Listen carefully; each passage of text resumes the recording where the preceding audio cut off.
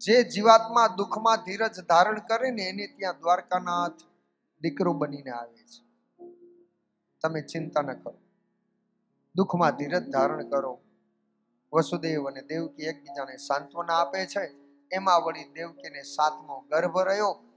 કંસે ચોકીદારોને કીધું હતું કે જાઓ, 6 બાળકોને મેં મારી નાખ્યા, હવે આવી 7મો, જેવો જન્મે એવો મને સમાચાર આપો. ચોકીદારી થવા લાગી. આ તરફ સેવકો સજ્જ થયા. કંસના 7મો ગર્ભ. દેવકી મનમાં વિચારે, દીકરા તું જન્મ ન લે તો સારું, તું જન્મીશ તો તારો મામો તને મારી નાખશે. એવામાં ક્ષીરસાગરમાં પોઢેલા નારાયણની સ્તુતિ કરતા દેવતાઓ આવ્યા અને પછી નારાયણે આંખ ખોલી દેવતાઓને આશ્વાસન આપ્યું. નારાયણે યોગમાયાને બોલાવીને આજ્ઞા આપી કે હે યોગમાયા, તમે હવે તૈયાર થાવ. દેવકીના 7મા ગર્ભનું આકર્ષણ કરી વસુદેવના બીજા પત્ની રોહિણી જે વ્રજમાં રહે છે, આ દેવકીના 7મા ગર્ભને ત્યાં રાખો. તમે પોતે યશોદાના ઘરે યશોદાના ઉદરે જન્મ લેજો. હું પોતે દેવકીનો 8મો ગર્ભ બનીને આવીશ. આમ ભગવાને આજ્ઞા આપી. યોગમાયાએ પોતાની યોગમાયાનું આવરણ લીધું, આખા વિશ્વને નિંદ્રાધીન કર્યું અને સુંદર મજાના યોગમાયા દેવકીના 7મા ગર્ભનું આકર્ષણ કરી. દેવકીને ખબર ન પડી શું થયું. એ ગર્ભને લઈને રોહિણીના ઉદરમાં રાખ્યો. દેવકીએ પોતાના ઉદર ઉપર હાથ મૂક્યો તો 7મો ગર્ભ હતો, હવે નથી. એ જોયું એટલે દેવકીને થયું કે ચાલો સારું થયું. આમે એનો જન્મ થયો હોત તો મરવાનું હતું, આ મારા ઉદરમાં જ મરી ગયો. બેટા સારું થયું તે જન્મ ન લીધો. આવી રીતે દેવકી રડવા લાગી. 1 વર્ષ ગયું. રોહિણીએ બાળકને જન્મ આપ્યો. 1 વર્ષ પશ્ચાત ફરી માં દેવકીને ગર્ભ રહ્યો. પણ આ જે ગર્ભ રહ્યો ને, એટલો પવિત્ર અહેસાસ થયો દેવકીને થયું કે મારા આટલા દીકરા થયા, પણ એમાંનો આ ગર્ભ આવતા મને રોમાંચ થયો છે. પેલો કંસનો ભય હતો એ ધીમે ધીમે ઉતરવા લાગ્યો, ઓછો થવા લાગ્યો. દેવકી નિર્ભય થવા લાગી. અને એ જે ગર્ભ હતો એ કોઈ સામાન્ય ગર્ભ નહીં, જેમાં પૂર્ણ પુરુષોત્તમ પરમાત્મા અવતાર લેવાના છે, એવો પવિત્ર ગર્ભ નિર્વાણ થયો. ધીમે ધીમે સમય વીતવા લાગ્યો. આ તરફ દેવતાઓ સૌ કોઈ આવી ક્ષીરસાગરમાં પોઢેલા ભગવાન બ્રહ્મા આદિ ભેગા થઈ સ્તુતિ કરવા લાગ્યા અને ભગવાનને જગાડે છે. પ્રભુ જાગો, હવે તમે આવો, વિલંબ ન કરો, પૃથ્વી તમારી પ્રતીક્ષા કરે છે. દેવતાઓને કીધું કે હવે તમે પ્રતીક્ષા કરો. ગોવાળોને કીધું, દેવતાઓને કીધું તમે જલ્દી ગોવાળિયા અને ગોપીઓના રૂપ લઈ ગાયો વાછરડાઓ બનીને વ્રજમાં જાઓ અને હું આવું. આમ કીધું. બરાબર યોગ્ય સમય આવ્યો. તૈયારીઓ થવા લાગી. પૃથ્વી 16 શણગાર ધારણ કરે અને એવામાં આકાશ કાળું ડિબાંગ થયું. અને એવા આકાશ કાળા ડિબાંગમાં જેઠ માસ આવ્યો. જેઠ મહિનામાં વીજળીઓ ચમકવા લાગી અને વીજળીના ચમકારાથી અનરાધાર મેઘ વરસવા લાગ્યો. ભયંકર વરસાદ શરૂ થયો. જેઠ મહિનાનો વરસાદ, એમાં રૌદ્ર રૂપ અને ભગવાન નારાયણની કૃપાથી એવો અનરાધાર વરસાદ વરસવાની લાગ્યો. ગિરિરાજ પર્વત પરથી વહેતા પાણીના ઝરણાઓ યમુનાજીમાં ભળે ને યમુનાજીની અંદરમાં ઉછાળા થવા લાગ્યા. યમુના ઉછાળા મારવા લાગી. શ્યામ શ્યામ શ્યામ નાદ થવા લાગ્યો. જેઠ ગયો ને અષાઢ આવ્યો. અષાઢ મહિનાની અંદરમાં સમુદ્રના મોજા ઉછળવા લાગ્યા. યમુનાજી ધીર મંથર ગતિ બનીને ઉછળવાને લાગી. શ્રાવણમાં એકમથી પૂનમ ગઈ. હવે કૃષ્ણ પક્ષ આવ્યો અને એમાં એકમથી હાતમ ગઈ. હાતમ ગઈને આઠમની પ્રભાત. આઠમના રાત્રિના 12 વાગ્યા વસુદેવ અને દેવકીના કારાવાસમાં પૂર્ણ પુરુષોત્તમ પરમાત્માએ પેલા દર્શન આપ્યા. એનો જયકાર કરીએ. બોલીએ પૂર્ણ પુરુષોત્તમ ભગવાન. એ પૂર્ણ પુરુષોત્તમ બાળક બની મા દેવકીના ઉદરમાં આવ્યા. શ્રાવણ વદ આઠમ રોહિણી નક્ષત્ર અભિજીત મુહૂર્ત અને ઝરમર વરસાદ વરસે એમાં દેવકીએ બાળકને પ્રસવ આપ્યો, બાળકનો જન્મ થયો, દેવકીની મૂર્છા આવી, લાલાને ટોપલામાં લીધા, વસુદેવે ટોપલો માથે પધરાવ્યો અને હવે યમુનાજી એના કિનારે જાય છે. આપણા ભાગવતજીના મંડપમાં નંદ બાબા અને યશોદાજી અહીંયા આવે છે. આપણે સૌ એનું દર્શન કરીએ. નંદ બાબા અને યશોદા ભટ્ટ પરિવારના આંગણે ભાગવત જ્ઞાન યજ્ઞમાં करारविंदे अरविंदे हे भक्तस्य पत्रस्य पुरेशे मथुरा कारावासना द्वार खुली गया. वसुदेव लाला ने टोपलाમાં પધરાવી બહાર આવ્યા. બીજુરિયા ચમકને લગી, વીજળીઓના ચમકારા. લાલા ને ટોપલામાં લઈ વરસતા વરસાદમાં યમુના કિનારે આવ્યા. યમુનાજી ઉછાળા મારવા લાગી. શ્યામ શ્યામ શ્યામ બોલવાને લાગી. આ તરફ ભગવાને વરસતા વરસાદમાં પોતાના જમણા પગનો અંગૂઠો બહાર મૂક્યો.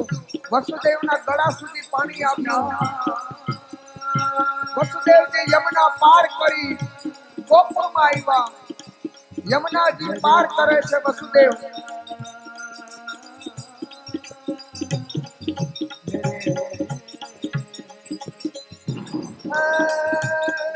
सागर में सागर भराया और ब्रह्म यशोदा के करनाया.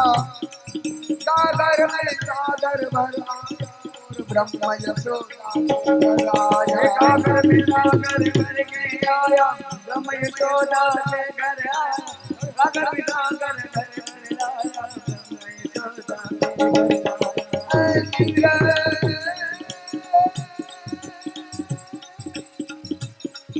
सागर में सागर बनाया और ब्रह्म यशोदा के घर आया. वसुदेव जी यमुना पार करी गोकुळમાં આવ્યા. હિલોડા લેતી માં યમુનાજી અને વસુદેવજી લાલાને નંદ બાબાના આંગણે પધરાવ્યા. નંદ બાબાને ત્યાં જન્મેલી દીકરી એને વસુદેવજીએ ઉઠાવી પોટલામાં લીધા અને અહીં બાલકૃષ્ણ નંદ બાબાને સોંપ્યા. આઠમ ગઈ, નોમની પ્રભાત થઈ. માયાને લઈને વસુદેવજી આવ્યા મથુરા અને જેવા મથુરા આવ્યા ને એટલે મથુરામાં માયા રડવા લાગી. નોમની વહેલી સવારે નંદ બાબાના આંગણે ગોવાળોને ગોપીઓને ખબર પડી કે નંદને ત્યાં લાલો ભયો, નંદને ત્યાં લાલો ભયો. બધા બોલવા લાગ્યા, નાચવા લાગ્યા, કૂદવા લાગ્યા, કહેવા લાગ્યા નંદ ઘેરા નંદ ભયો જય કનૈયા લાલ કી. નંદ ભયો જય કનૈયા લાલ કી. હે નંદ ઘેરે આનંદ ભયો જય કનૈયા લાલ કી. હે નંદ ઘેરા આનંદ ભયો જય કનૈયા લાલ કી. હે નંદ ઘેરે આનંદ ભયો જય કનૈયા લાલ કી. હે નંદ ઘેરા આનંદ ભયો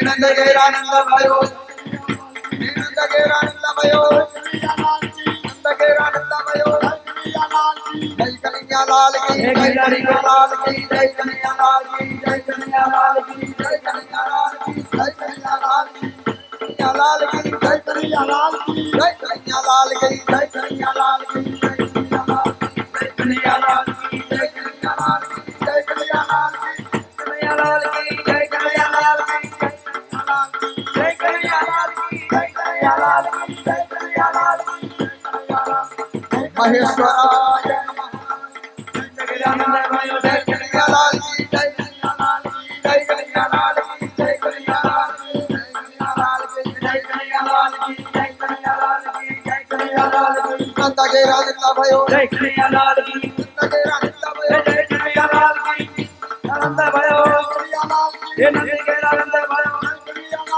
નંદ ઘેરાનંદ भयो જય કનૈયા લાલ કી નંદ ઘેરાનંદ भयो નંદ ઘેરાનંદ भयो નંદ ઘેરાનંદ भयो નંદ भयो નંદ ઘેરાનંદ